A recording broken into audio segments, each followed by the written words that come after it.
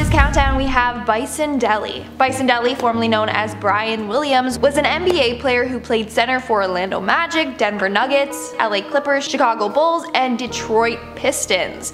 In 1997, he won the NBA championships with the Chicago Bulls. He retired early and went around traveling the world and sailing around.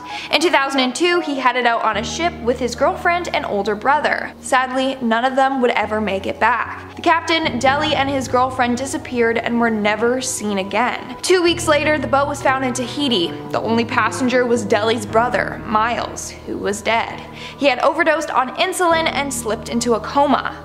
So what happened on that ship? Well, there's no way we could possibly know, but police believe that Miles killed everyone on board, dumped their bodies into the ocean before overdosing. But this has never been confirmed. But before I go any further, I would just like to let you all know that I have been binge watching crime documentaries on the streaming service Magellan TV. I've talked about them before, but Magellan TV is a membership streaming service founded by filmmakers that work closely with a team of producers and curators to make premium content that is always informative and takes the audience on a journey deep into the documentary's content. They have over 3,000 titles to choose from, so honestly, they have something for everyone. I just finished watching Deadly Dates, a show about the dark side of online dating, and now I'm currently binge watching Psychic Investigators. It's a series about real crimes that were solved with the help of the paranormal and psychic powers. Guys, it's so good. But if you're not into true crime, they got documentaries about history, science, nature, space, and much, much more. And they add new programs on a weekly basis, so you'll never get bored or run out of things to watch. If you're interested, Magellan is currently offering a buy one get one free gift card. So basically, you purchase a gift card for someone else, and they'll give you an additional month of Magellan TV for free. Sounds like a win-win for me. Not only that, check the link in the description box for a 1-month free trial with Magellan TV. It's my gift to you, like an early Christmas present. The best part, the shows are available in 4K without any additional fees, and no ads or commercials. So there you go. Click the link in the description and be done with your holiday shopping. Moving on to number 9, we have Jim Sullivan. Jim Sullivan was a 35-year-old musician that disappeared on a solo road trip in 1975. He left Los Angeles and planned to go to Nashville in search of more work. It was said that he checked into La Mez Hotel in Santa Rosa, New Mexico, but he never even slept there. The next day he was spotted at a remote ranch. There, his car was found abandoned, containing money, his guitar, and clothes. He was last seen walking away from the ranch. That's the last time anyone ever saw Jim. Now, a day before he went missing, he called his wife, Barbara, and told her that he was alright.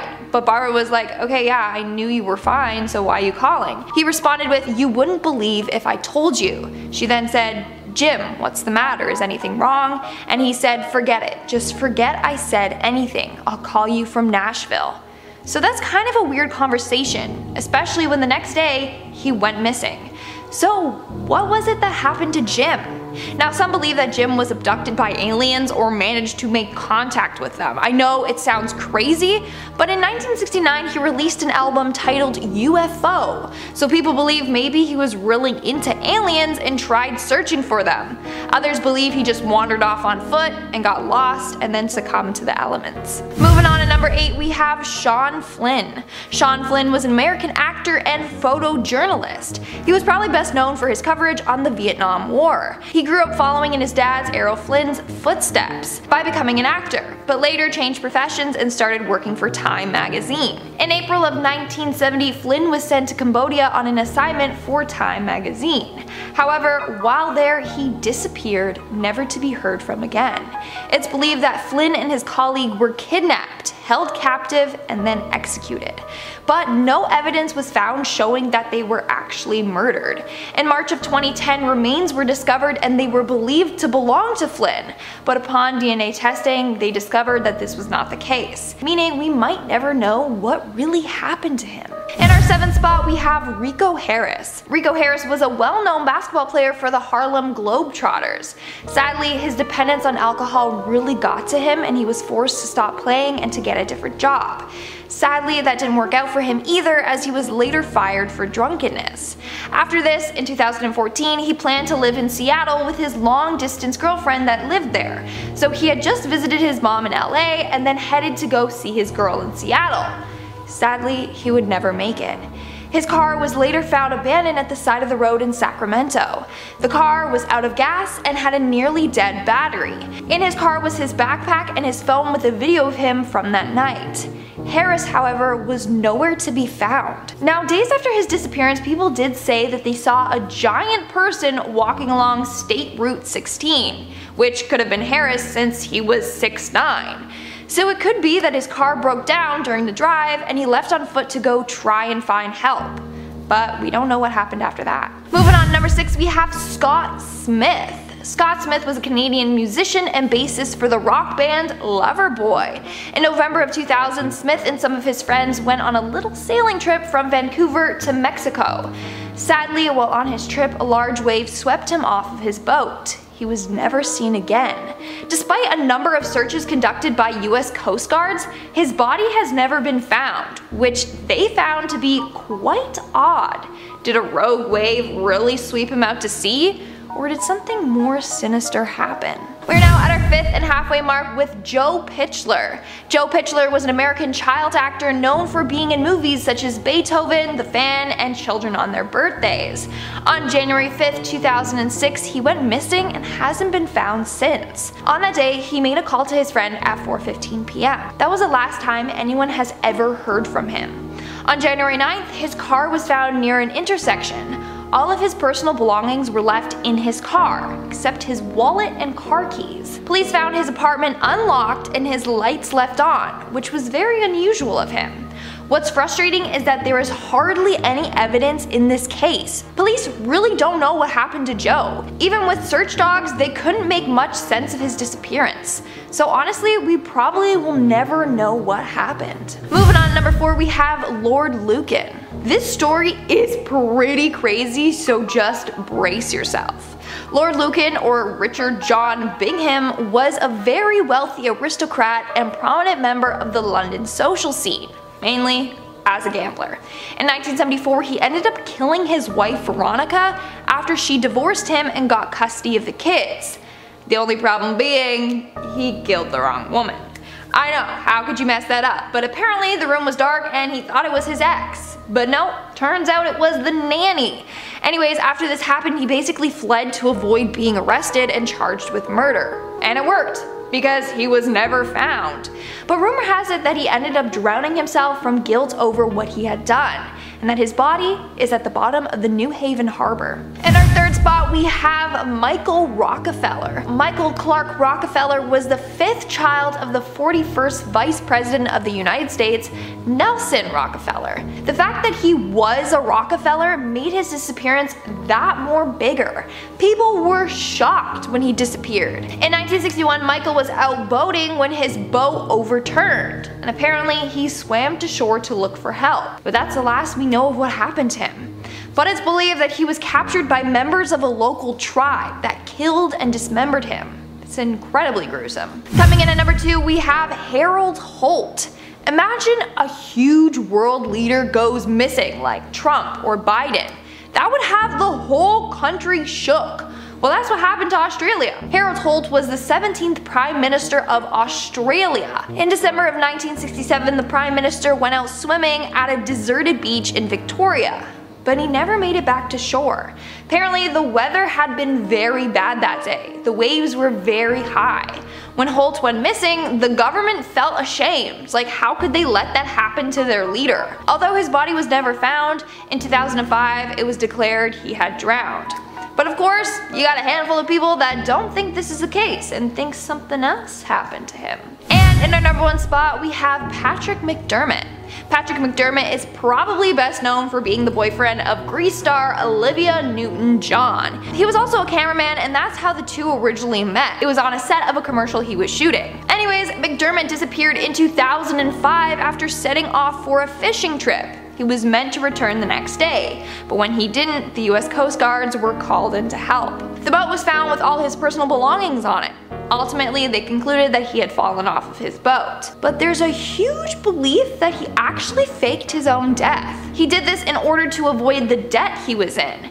It gets even stranger when apparently a private investigator spotted a man in Mexico matching a very similar description to Patrick. So maybe that's where he's been hiding out for all of these years. But still, this hasn't been confirmed. About 6 months ago, there was a man with that same name who showed up on a missing persons report. His disappearance actually made national news because he was one of the original members of the Disney Mouseketeers back in the 1950s. Starting off this list in our number 10 spot, we have Orlando Brown. That's So Raven is an absolutely iconic Disney Channel show that was a huge part of my childhood. One standout character on the show was one of Raven's best friends, Eddie Thomas. Eddie was a goofy jock type character who always provided some good comedic relief, even though all of the characters in that show had their own hilarious moments. Eddie was played by Orlando Brown, and after That's So Raven stopped filming, he had a few more Disney roles, such as voicing the character of Sticky on The Proud Family, but then for a long time he totally disappeared from our screens and had a lot of people asking where he went. Well, he resurfaced after a while, and not in the way we would have thought. While he did end up having a small role in the movie Straight Outta Compton, that was greatly overshadowed by some more personal things he had going on. Orlando was arrested for a domestic dispute with his then girlfriend, as well as being in possession of illicit substances. Since then, he has mainly stayed out of the public eye and hasn't seen many acting roles, which could be in part due to his tumultuous history. All in all, I hope Orlando is doing well, and I hope he stays out of trouble. Moving on to number 9, we have Ashley BRILLAULT. Before I dive into this one, guys, please don't forget to hit that thumbs up button if you're enjoying the video so far, because it really helps us out. Lizzie McGuire is a Disney classic that a lot of us remember from growing up, and we will never be able to forget the iconic mean girl role of Kate Sanders. Kate had all the best looks and lived a life that I used to envy, aside from her being pretty rude a lot of the time. Kate was played by a woman named Ashley BRILLAULT, and watching Lizzie McGuire as a preteen is the last time I can remember seeing her, so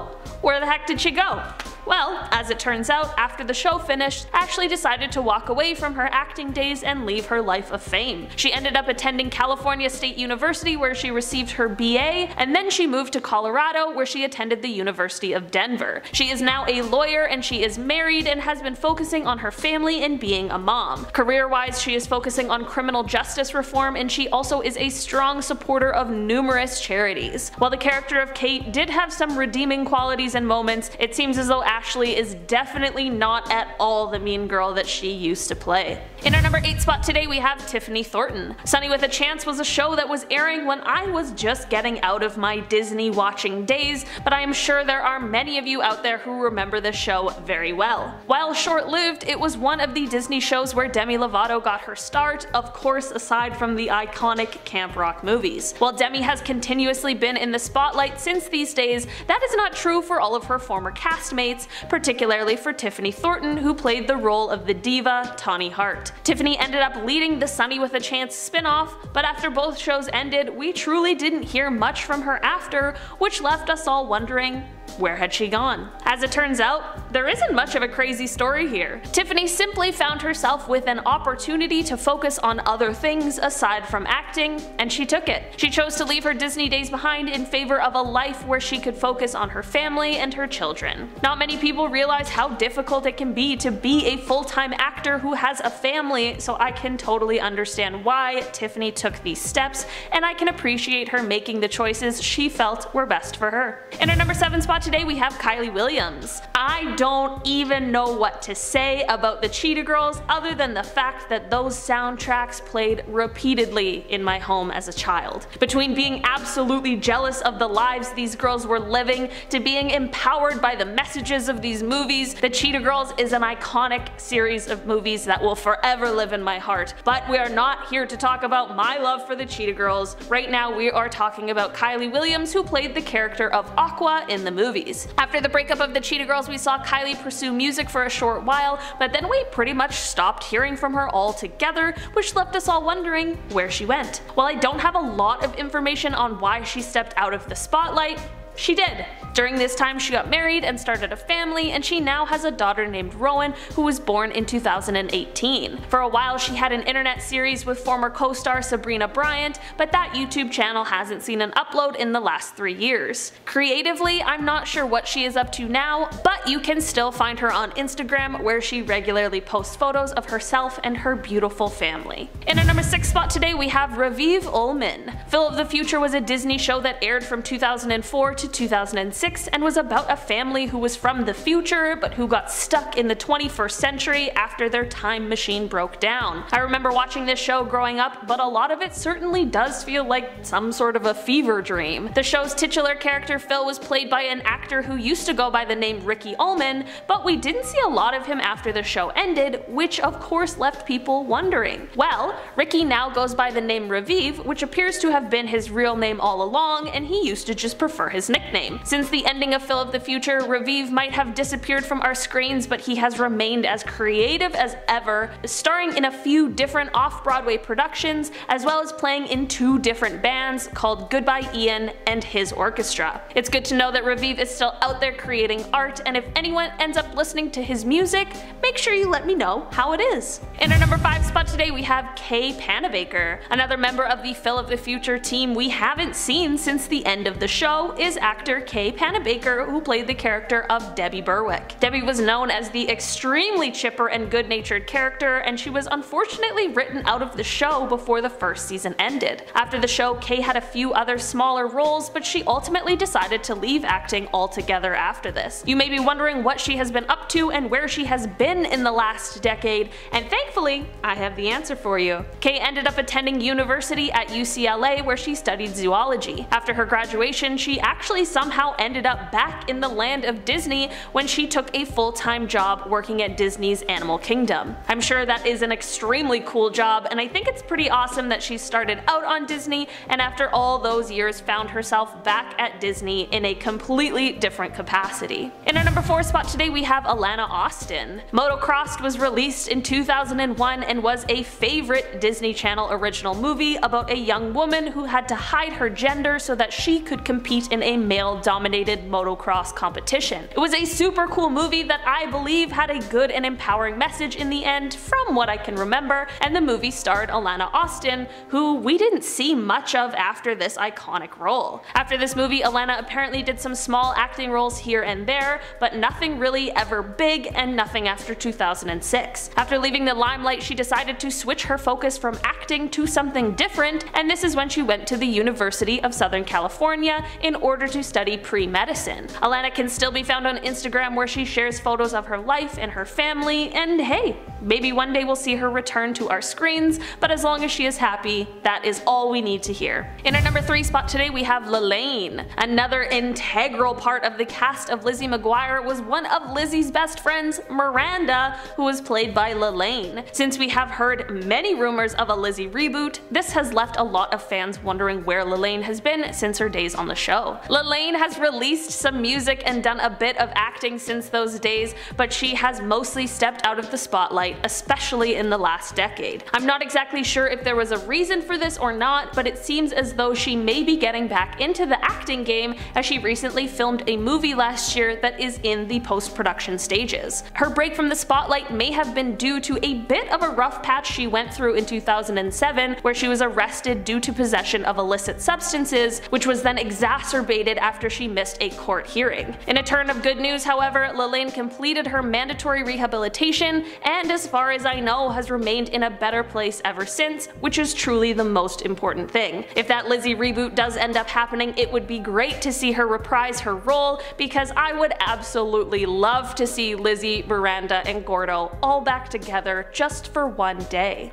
In our number 2 spot today we have Dennis Day. This one story is a bit different than the others on this list, and it is significantly darker. Dennis Day was an actor and an original cast member of the Mickey Mouse Club as a child. After his child star days ended, he became a theater director. In 2009, Dennis married his longtime partner, Henry Ernest Caswell. In July of 2018, Henry, who was suffering from dementia, was admitted into the hospital after a fall, and this is when Dennis went missing. He was last seen on July 17, 2018, after telling a third housemate, who was also a handyman, that he was going to visit friends. Dennis had left his cat and dog at home, and the dog was found shortly after wandering around the neighborhood. The day after Dennis's disappearance, his car was found around 200 miles away in the possession of some random people who claimed that they had permission to take it, despite the fact that Dennis left the previous day on foot. To try and sum up this long, multi-layered story, one of Dennis's neighbors had a letter from Dennis where he describes being attacked by the handyman. Dennis was missing for quite some time, and despite many searches and a lot of publicity about this case,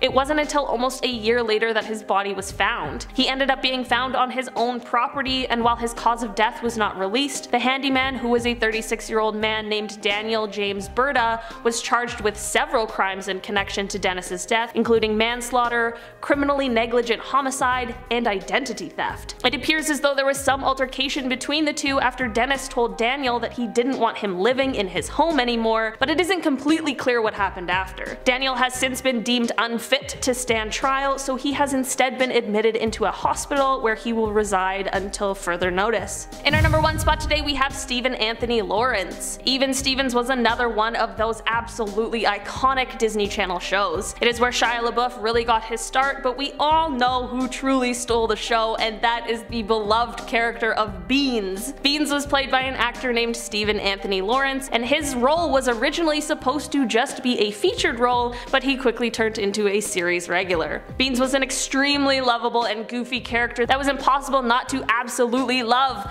but after the show ended, while we saw a bit of him for a while, he mostly disappeared from our screens, which is a tragic loss. Many people began to worry that he may have possibly fallen down the dark path that many child stars have been known to go down, but there is some good news. That is not the case at all. After Even Stevens ended, Stephen went on to have a few more acting roles, but he began experiencing male pattern baldness at the very young age of 14, which made it extremely difficult to book acting roles as a teenager. After this, when he was in his 20s, Stephen's father unfortunately ended up being diagnosed with cancer and was his primary caregiver. Stephen actually unfortunately lost both of his parents to cancer, and he put his career on hold in order to take care of them both. He explained that being an actor while trying to go through something like that is next to impossible, which I can completely understand. Stephen has obviously lived quite a life for someone so young, and maybe one day we'll see him try his hand at acting again, but for now you can find him on Cameo as well as on YouTube, where he hosts his own show called The Rice and Beans Show. Starting off this list in our number 10 spot, we have Sabrina Bryan. You guys, in part 1 of this video I talked about the Cheetah Girls and how absolutely iconic it is, so it's time we talk about another one of the movie's best known characters that has disappeared from our screens. Sabrina Bryan played the amazing dancer Dorinda in the movie. She was in all 3 of the movies, but we truly haven't seen much of her since. So where has she been? Well, she has certainly had a few TV and movie roles since, and has even dabbled in voice acting, but nothing ever huge there. She was on Dancing with the Stars twice, most recently in 2012 when she got brought back for an All-Stars season since she absolutely smashed it. I mean, she was the first contestant to ever get a perfect score from the judges. In 2017, she ended up being engaged, and we saw her on an episode of Say Yes to the Dress as she prepared for her Las Vegas wedding. In late 2020, she welcomed her first child, a daughter named Camilla Monroe. In our number 9 spot today, we have Kimberly J. Brown. Before I dive into this one, guys, please don't forget to hit the thumbs up button if you're enjoying the video so far, because it really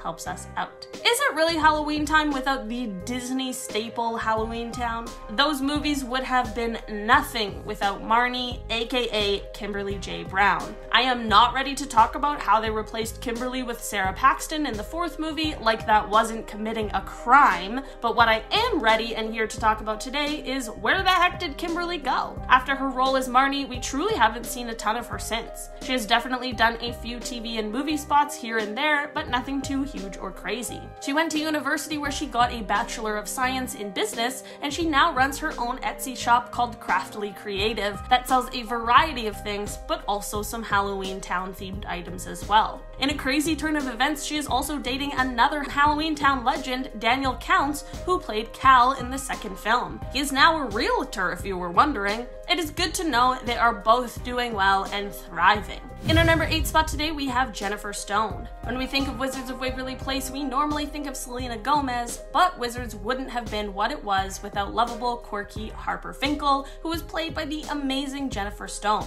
While Selena went on to be a huge superstar, as we all know, that life truly isn't for everyone, which left us wondering where Jennifer went and what she's been up to. It seems as though Jennifer decided to take a step back from the spotlight for a while and turn her focus somewhere else. She ended up becoming a nurse, which is incredible. Obviously an extremely selfless career that is so necessary. In 2021, she still continues to work as a nurse, but she has also returned to the acting world as well. In our number 7 spot today, we have CHRISTY Romano. What is a show about a wild and crazy boy without him having a strict and level-headed older sister? CHRISTY Romano played Ren in Even Stevens and was the older sibling to Shia LaBeouf's insane character of Lewis. She was also the voice of Kim Possible, so it's safe to say she was working on some pretty iconic Disney shows for a while, but since the ending of these shows, we haven't seen her on our screens as much. Well, after these shows ended, she unfortunately endured some struggles with both her mental health and with alcohol as well, but in an amazing turn of events, she was able to get the help that she needed.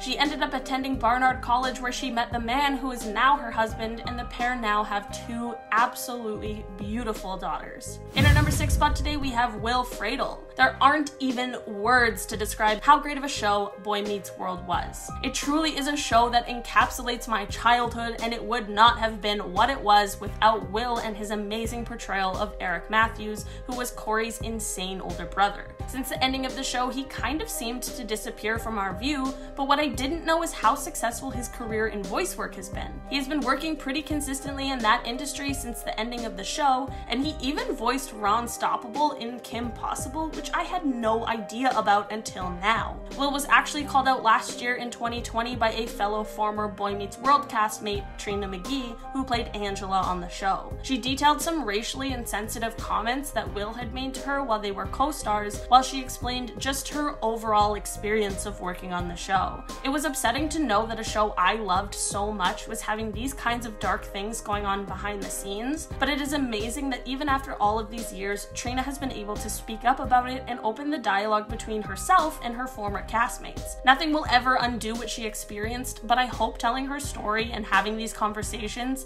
has brought her some peace, and I think it's pretty exceptional that she is so compassionate that she has found a way to forgive her former castmates, and she uses her experience as a moment to teach rather than a moment to shame. I guess that one kind of turned into what happened to Trina McGee, but I mean, we had to talk about it. I couldn't talk about Will and not bring up Trina for being a real one, and we found out where Will was. He's just voice acting. He was on an episode of Girl Meets World, so he's good, you know? He's good. We had to talk about it. In our number 5 spot today, we have Brandon Baker. Brandon Baker is from a Disney movie that truly feels like some sort of a fever dream to me. Brandon was the awesome surfer in the 1999 movie Johnny Tsunami, and that sort of kicked off his Disney career for a while. He was in the Johnny Tsunami sequel, as well as appearing in Even Stevens and Camp Confidential. While he seemingly had a thriving Disney career for a while in the early 2000s, he just kind of disappeared. Well, as it turns out, this was actually intentional. Acting at any age is a pretty all-consuming job, but being a child star is certainly not an easy ask. Brandon decided to leave the spotlight on his own accord in order to really be able to live his life.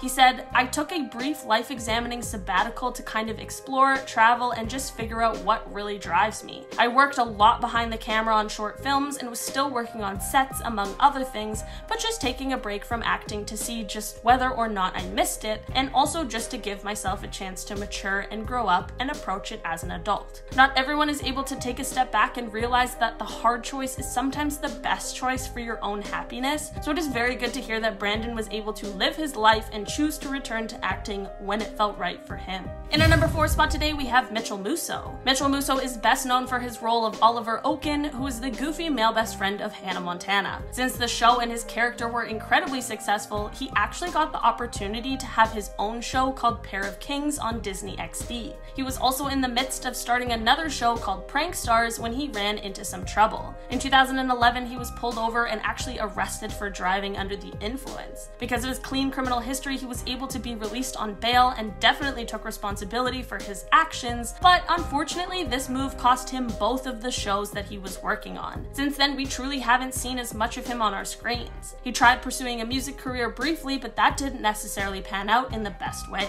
Most recently, however, he worked as a voice actor on the Phineas and Ferb movie that was released on Disney Plus last year. In our number 3 spot today, we have Adam Lamberg. Okay, if you watched Lizzie McGuire as a kid, we know Hilary Duff was obviously the star of the show, but true Lizzie fans know that Gordo was the one who stole the show. I mean, just think about him in the Lizzie movie, you guys. Adam Lamberg was the one who played the truly iconic role of Gordo, and he had all of us shipping him with Lizzie, even though we never really got a chance to see that entirely. After the series ended though, I feel like I just never saw him again. As it turns out, he actually decided to quit acting. He worked on 2 smaller films before deciding to focus on his education rather than starring in movies. He ended up studying geography at UC Berkeley and then went on to receive his Master of Public Administration. Since then, he worked as a developmental associate at the Irish Arts Center in New York, and while he was going to reprise his role in the Lizzie reboot for Disney Plus, as you may know,